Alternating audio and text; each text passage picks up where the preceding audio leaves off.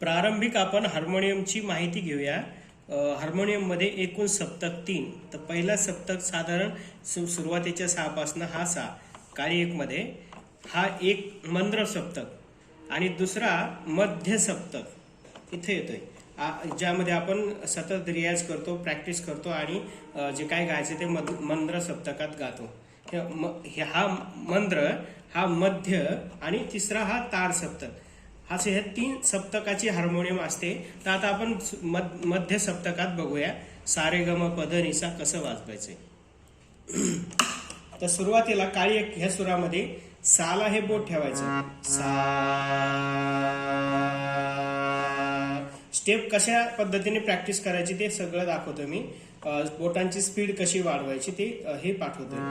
सा रे ग, गला अंगठा, ग म प ध, हे म प ध ला हे 3 बोट सारखे ठेवायचे, म प ध नि सा। परत एकदा सा रे ग म प ध नि सा। हे स्वर उलटे वाजवत द्यायचंय, सा नि ध।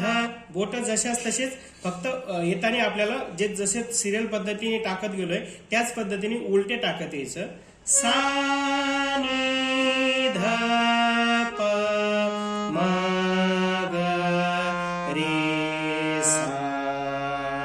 ही झाली आपली बेसिक लेवल वाजवायची। आता ज्यावेळेस आपले बोट सरळ ह्या ठिकाणी बसतील, असे बरोबर ज्या सुराच्या ठिकाणी त्या सुरावरती बोट जाऊन पडेल, तर त्यानंतर आपल्याला थोडीशी लय वाढवायची, सा रे ग म प ध नि सा।